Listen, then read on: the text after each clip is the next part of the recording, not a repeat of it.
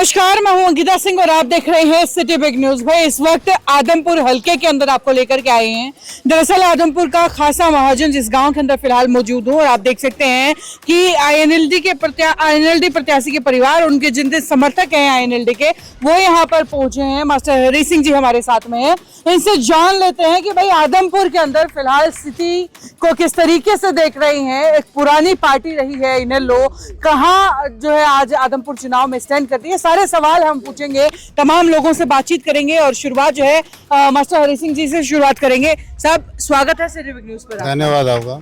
चुनाव के अंदर क्या कुछ स्थिति देख रहे हैं, कहाँ अपने आप को खड़ा मान रहे हैं? 56 साल में पहली बार भजन लाल के वोट 2-3 जगह 4 जगह बंट गए जी। और हमारा जो वोट है पहले बंटता रहता था। हाँ। वो बंटा नहीं, बल्कि एक अकेला उम्मीदवार होने से जाट समाज का जी। और उसके साथ बहुजन समाज पार्टी का सपोर्ट होने से बिल्कुल हमारी संख्या 1 लाख वोट से ज्यादा है जी। और 80,000 में वो 4 हैं। हाँ। इसलिए उनका डिवीजन है और वी आर यूनाइटेड। हाँ। हम यूनाइटेड हैं तो जीत हमारी पक्की। जीत पक्की मान है। अभी मैं देख रही थी कि हरी पगड़ियों के साथ साथ नीले झंडे भी दिखाई दे रहे थे, यानी कि बसपा आप लोगों के साथ है। कितनी मजबूती इनेलो को बसपा के साथ आने से मिलती है? बहुजन समाज पार्टी का वोट इतना मजबूती से हमारी मदद कर रहा है जी। एक तो मैंने आज चौथा दिन है दौरा किया है। हाँ जी। ये बहुजन समाज पार्टी के दोनों नेता हैं जी। ये हमारे इनेलो के प्रधान है जी। हम चारों पांचों ने मिलकर के दौरा किया है। हाँ। तो जो जहाँ पर भी भजन लाल मजबूत है, जहाँ विष्णुइयों के काम है भजन लाल के जी। और वहाँ जो दलित समाज है वहाँ तो 100% बहुजन समाज पार्टी पेनिट्रेट करके हुए अपना संगठन बना चुकी है। ठीक है। उसके बावजूद भी हर गांव में इनकी यूनिट है और वहाँ पहले जो कभी भजन लाल का दलित समाज का वोट होता था वो उनका वोट न रह करके बहुजन समाज पार्टी का वोट हो गया और इनेलो के साथ इनका गठबंधन है तो वो पूरा का पूरा वोट पड़ेगा रणदीप लोचक। फिलहाल अभी आप जब भाषण दे रहे थे मैं सुन रही थी, त्रिकोणीय मुकाबला आपने बताया था। क्या कुछ समीकरण उस त्रिकोणीय मुकाबले के बनाए आप? त्रिकोणीय मुकाबले के ये समीकरण है कि उनके जो भजन लाल के वोट हैं वो बंट गए जी। तो भजन लाल का वोट बैंक कौन सा था? भजन लाल का वोट बैंक बिश्नोई 20-22 हजार वोट था जी। और उनके साथ उनका खाती कुमार ये वोट उनका था। हाँ। फिर दलित समाज का भी कभी वोट होता था जी।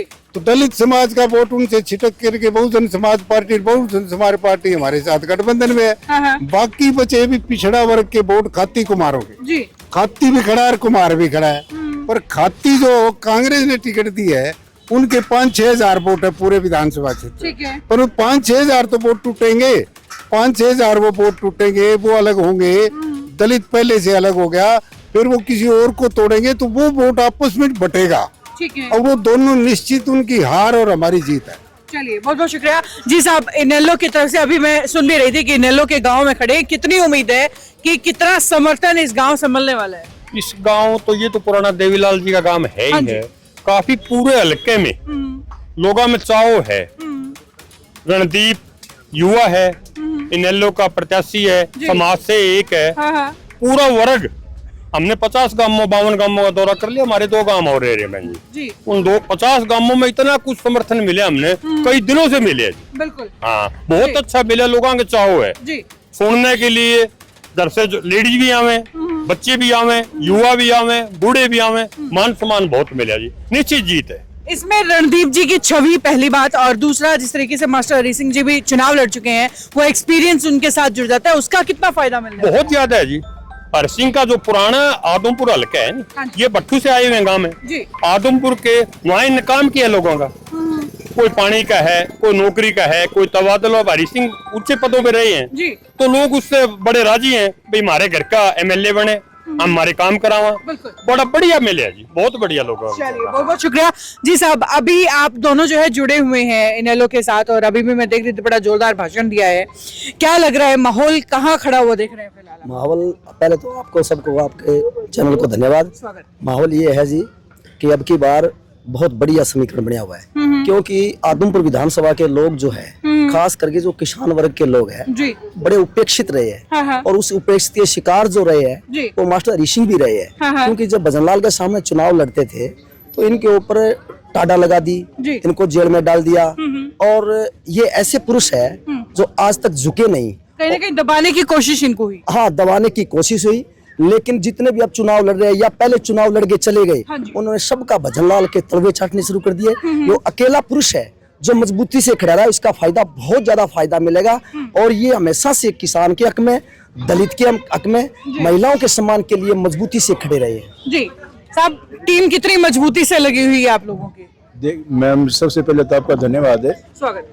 अब बहुजन समाज पार्टी की टीम जो है वो एक बहुत मजबूत टीम है। जो भी आदेश आदरणीय बहन कुमारी मायावती, राष्ट्रीय अध्यक्ष बहुजन समाज पार्टी, जो भी हमें आदेश करती है, उस आदेश का हम 100% पालन करने वाले लोग। बिल्कुल बिल्कुल ठीक है। और हम बड़े मजबूती के साथ मास्टर के साथ लगे हुए हैं और मास्टर जी आपके सामने है जी। हो सकता एक बात मैं और बताऊं बीच में आपको कि कल जो है, जो उचाना के अंदर चौधरी देवीलाल के सम्मान दिवस पर जब रैली होगी, तो आप मजबूर हो जाओगे लिखने के लिए कि हरियाणा प्रदेश में इंडियन नेशनल लोकदल पार्टी और बहुजन समाज पार्टी की सरकार बनेगी और हरियाणा प्रदेश के किसान केसरी चौधरी अभय सिंह चौटाला मुख्यमंत्री बनेंगे। आप मजबूर हो जाओगे। जी जी साहब, मैं कल की रैली के बारे में, एक बहुजन समाज की गाड़ी जाएगी गांव से, एक इनेलो की जाएगी। हमारे 54 गांव है जी, 54 में से दो गाड़ी जाएगी।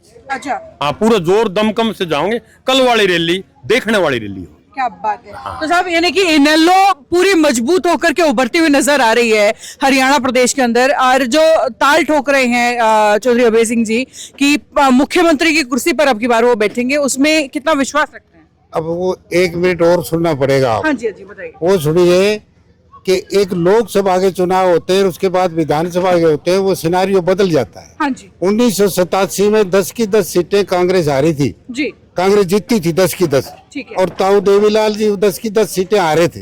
2 साल 2.5 साल के बाद फिर विधानसभा का चुनाव हुआ, हाँ जी। तो चौधरी देवीलाल ने 90 में से 85 सीट जीती। जी। दिल्ली में 7 बीजेपी की सीटें जीती जब मामला पार्लियामेंट का था, देश का था, और वो जो आम आदमी पार्टी वो 0 साबित हुई थी। 3-4 महीने के बाद जब चुनाव हुआ तो उसमें आम आदमी पार्टी ने 70 में से 67 सीटें जीती। इसी प्रकार अब के लोकसभा के चुनाव से पहले का जो चुनाव था, जयप्रकाश ने कांग्रेस में अपनी जमानत जब्त करवाई थी, तब जमानत जब्त हुई थी जब हुड्डा चीफ मिनिस्टर था।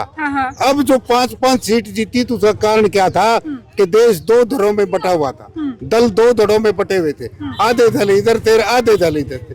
मायावती जी और इंडियन नेशनल लोकदल किसी धड़े में नहीं थे, इसलिए लोग उनके प्रति वोटों का रुझान कम था। दड़ों में वोटों का रुझान अलग था। वो 5-5 सीट आ गई, वो बात चली गई। अब आया विधानसभा की मामला। अब विधानसभा के मामले में Bahujan Samaj Party, Indian National Lokdal intact है, और वो इतिहास दोहराएगा कि लोग आश्चर्यचकित रह जाएंगे।